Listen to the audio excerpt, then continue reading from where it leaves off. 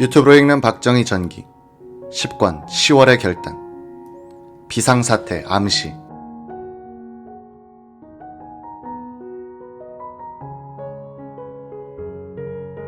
1972년 1월 11일 이날 연두 기자회견에서 박정희 대통령은 작년까지 1, 2차 경제개발 5개년 계획을 성공적으로 추진한 결과 군사적인 측면을 제외한 경제, 문화 등 모든 분야에서 북괴를 앞서게 됐다고 말했다.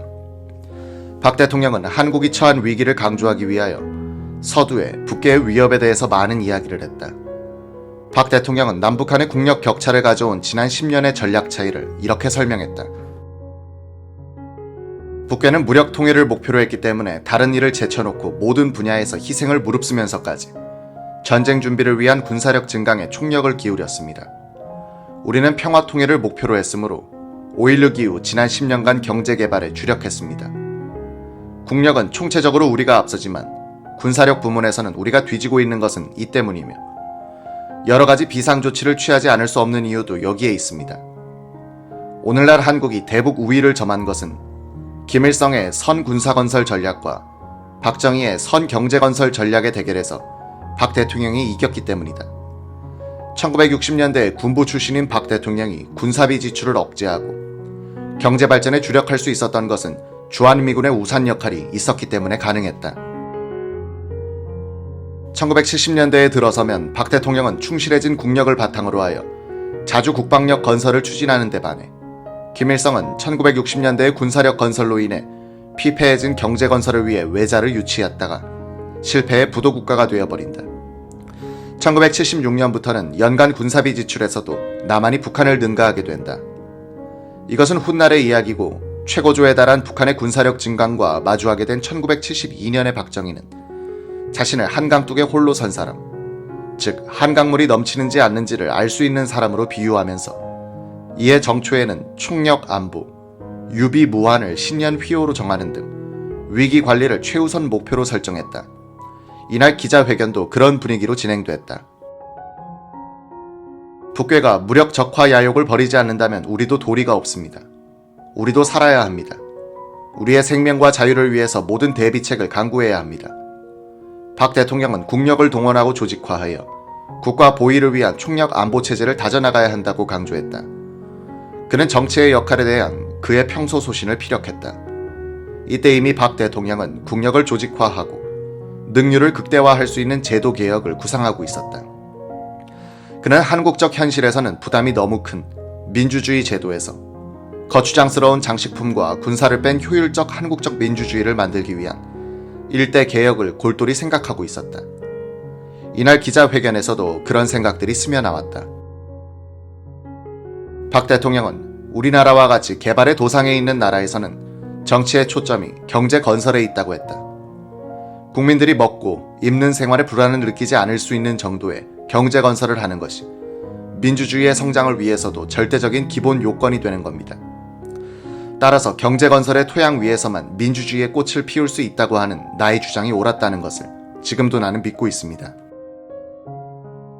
박 대통령은 전해부터 시작한 새마을운동의 철학을 쉽게 정리했다.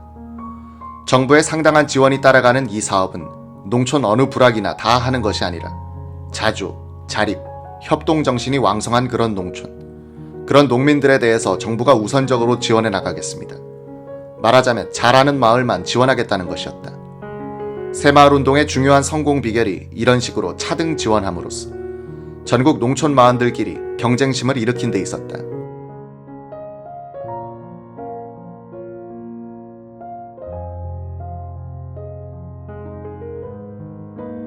전해 선거를 통해서 이런 국민들을 가지고 민주주의를 하는 것은 시기상조다는 판단에 도달했던 박 대통령은 이날 기자회견에서 수십 분 동안 담배꽁초나 휴지를 아무데서나 버리지 않는 바로 그것이 애국이라고 강조했다. 교사가 학생들을 타이르는 시기였다. 옛날 중국의 당나라 시인이 읊은 한 시에 이런 게 있습니다. 진일심춘 불견춘인데 귀래정전 감매화라. 어떤 이른 봄날 야외에 봄 구경을 나갔습니다. 아직도 봄이 이르기 때문에 종일 돌아다녀 보아도 봄을 구경할 수 없었습니다. 그래 저녁에 자기 집에 돌아와서 마루턱에 앉아서 젖들 앞을 보니까 담 밑에 매화나무가 한 폭이 있는데 거기에 매화가 활짝 피어 있더라. 바로 우리 집 뜰 앞 여기에 봄이 있구나.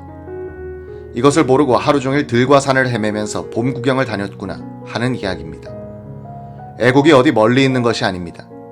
우리들의 일상생업을 통해서 얼마든지 할 수 있는 그런 행위가 바로 애국입니다. 우리 수도 서울의 신사숙녀들이 많이 지나다니는 그런 골목에 휴지와 담배 공초가 지저분하게 벌어져 있습니다. 바람이 불면 이것이 이리저리 날립니다. 우리 시민들이 저런 데에서도 간단한 애국을 할 수 있습니다. 담배 공초를 버리지 말자는 겁니다. 휴지는 어디까지나 쓰레기통에 내다 버리자는 겁니다. 왜 이것이 애국이 되는가? 휴지를 마음대로 버리면 서울시장은 청소부를 많이 고용해야 하는데 서울시장이 자기 개인 호주머니에서 월급을 주는가? 그렇지 않습니다. 쓰레기를 안 버리는 것은 국가 예산을 절약하는 일입니다. 옛날 독일의 니체라는 사람이 아침에 자고 일어나서 자기 집 앞에 쓰레기를 청소하는 것이야말로 애국의 제1보다 라고 말했다고 합니다. 그것도 못하는 사람은, 뒤집으면 그것도 실천할 수 없는 사람은 애국이라는 소리를 입에 내지도 말아야 합니다. 애국이란 것이 관념으로 되는 것이 아닙니다. 박 대통령은 보름 전에 일어났던 대연각 화재를 예로 들면서 안보도 미리미리 대비했을 때만이 전쟁을 막을 수 있다고 설명했다. 어떤 사람이 만일 그렇게 해가지고 전쟁이 안 나면 어떻게 할 테냐, 이러한 소리를 하더랍니다. 만일 이렇게 해가지고 전쟁이 안 나면 그것은 만번 다행입니다. 우리가 대비를 해야 전쟁이 안 날 것 아닙니까? 왜 전쟁도 안 났는데 그렇게 소란을 피우며 준비를 했느냐, 그런 책임을 추궁할 사람은 아무도 없지 않겠습니까? 이날 박 대통령은 한 달 뒤에 중공을 방문하게 될 닉슨 대통령이 작년에 친서를 보내 미중 회담에서 한국 문제를 거론하지 않겠다고 약속했다고 공개하고 이런 말을 덧붙였다.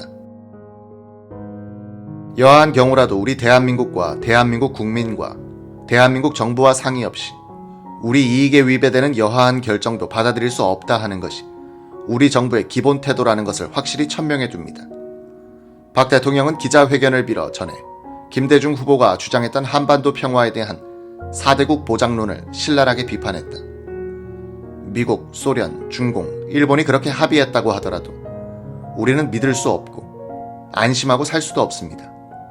혹 이 주장을 하는 사람들은 북괴가 쳐들어오면 내 나라가 뜯어말릴 것 아닌가 할지도 모릅니다. 작년 연말에 인도 파키스탄 전쟁이 났을 때 유엔 안보리 이사회에서 두 나라 배후에 있는 미, 소, 중 3대 강국은 앉아서 입씨름만 했습니다. 아마 미국 측은 이것은 북괴가 먼저 전쟁 도발을 한 것이다, 당장 원위치하라고 말할 겁니다. 소련과 중공은 김일성이 먼저 도발한 것을 뻔히 알지만 김일성이가 먼저 도발했다고 이야기하겠어요. 이쪽에서는 북괴가 먼저 했다, 저쪽에서는 남한이 먼저 했다. 이렇게 입싸움만 하고 있는 동안에 승부는 결정나버리고 말 것입니다. 한미 방위조약이 북괴의 전쟁 도발을 막는 유일한 방파제가 되는 것이지 4대국 보장론 운운은 잠꼬대 같은 이야기입니다. 박 대통령은 전해의 남북 적십자 회담으로 통일에 대한 기대가 높아지고 있는 점에 경고를 보냈다. 그는 신라가 진흥왕 때부터 120년 동안 준비하여 그것도 당의 힘을 빌려 삼국 통일을 했다가 그 당을 내쫓는 전쟁을 통해서 통일을 완수한 사실을 설명한 뒤 이렇게 요약했다. 어디까지나 우리의 내실을 키워야 하고 객관적인 여건이 성숙되어야 하며 그때 우리가 기민하게 기회를 포착할 수 있는 능력을 갖춰야 하는 것이지 그 이전에는 통일이 안 됩니다. 그는 광복에 왔을 때 우리의 내실이 갖추어져 있지 않았기 때문에 통일 독립국가를 만들 수 있는 기회를 놓친 점을 지적했다. 그는 자주국방에 대해서도 이렇게 요약했다. 자주국방이라는 것은 이렇게 비유해서 얘기를 하고 싶다. 가령 자기 집에 불이 났다. 이랬을 때는 어떻게 하느냐. 우선 그 집 식구들이 1차적으로 전부 총동원해서 불을 꺼야 할 것이 아닌가. 그러는 동안에 이웃 사람들이 쫓아와서 도와주고 물도 퍼다주고 소방대가 쫓아와서 지원을 해준다. 그런데 자기 집에 불이 났는데 그 집 식구들이 끌 생각은 안 하고 이웃 사람들이 도와주는 것을 기다리고 앉았다면 소방대가 와서 기분이 나빠서 불을 안 꺼줄 것이다. 왜 자기 집에 불이 났는데 멍청해가지고 앉아있느냐. 자기 집에 난 불은 1차적으로 그 집 식구들이 총동원해가지고 있는 힘을 다해서 꺼야 한다. 1972년 2월 22일 박 대통령은 청와대 출입을 그만두게 된 권숙정, 송영대, 정준모, 김윤환 기자에게 저녁을 대접했다. 이 자리에는 김성진 대변인이 배석했다. 미국 닉슨의 중공 방문은 목적의 90% 이상이 재선을 위한 것이야. 닉슨의 중공 저자세 외교는 유쾌한 일이 아니야. 우리의 국방력은 거의 완성에 가까운 자주 능력을 갖췄어요. 미국을 언제까지 믿을 수 있겠는가 말이오. 지금과 같이 어려운 때일수록 국민은 단결해야 할 것 아닌가. 야당 인사라고 하여 책임 없는 발언을 해서는 안 돼. 지난 대통령 선거 때 야당의 김대중 후보가 무책임한 발언을 많이 했는데 이런 말은 국민의 판단력을 해롭게 하는 것이야. 설령 그런 말을 한 김씨가 당선됐다고 할지라도 모 측에서 가만히 있지 않았을 것이오. 내가 극력 막는다 해도 그들은 움직였을걸. 김이 청와대 출입 메달을 만들어주는 등 수단 방법을 가리지 않고 상식에 어긋난 선거전을 했는데 앞으로는 이런 것을 절대 용인하지 않을 생각이오. 다음 선거는 비상사태 아래서 치르게 될지도 몰라. 그렇게 되면 무책임한 발언은 법의 규제를 받아야 할 것으로 생각해요. 한마디로 말해서 과거와 같은 선거 양상은 지양되어야 한다는 것이 내 소신이요. 박 대통령은 북괴가 준동하고 국내에서는 김대중 씨가 선동하는 소요가 일어날 것이니 비상사태라도 선포하지 않으면 선거를 못 치를 것으로 생각하는 듯한 뉘앙스로 말했다. 1972년 4월 3일 박 대통령은 전해 12월에 만들었던 국산 병기 시제품의 시사회를 참관했다. 이날 시사회는 26사단 지구에서 있었다. 대전차 쥐레를 터뜨리는 것을 박 대통령은 쌍안경으로 보고 있었다. 고물 탱크 밑에 파묻어 놓은 지뢰가 터지자 불기둥이 솟았다. 그 순간 내빈석에서 보니 무슨 검은 물체가 휙 하는 소리를 내면서 날아오는 것이 아닌가. 모두 악 하면서 몸을 움츠렸다.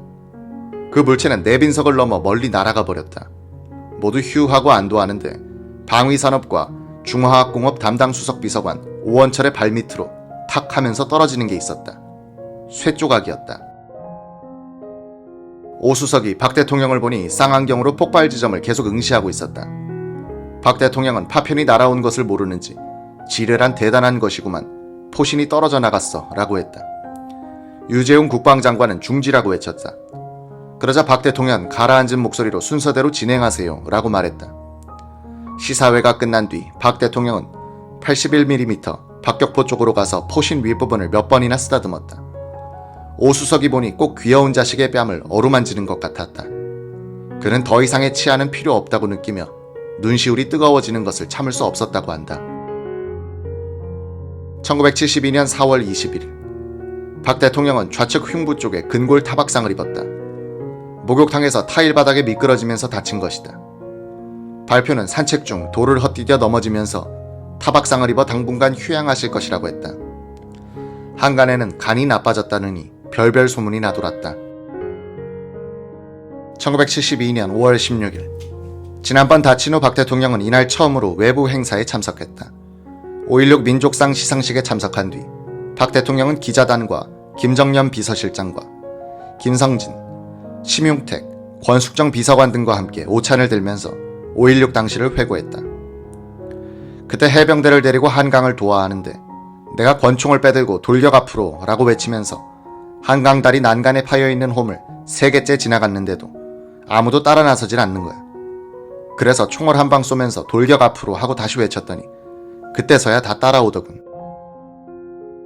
1972년 5월 21일 박 대통령은 고향에 계시는 백시 동의용을 문병하고 거의 밤 10시쯤 되어서 청와대로 돌아왔다. 신범식 서울신문 사장이 대통령을 수행했다.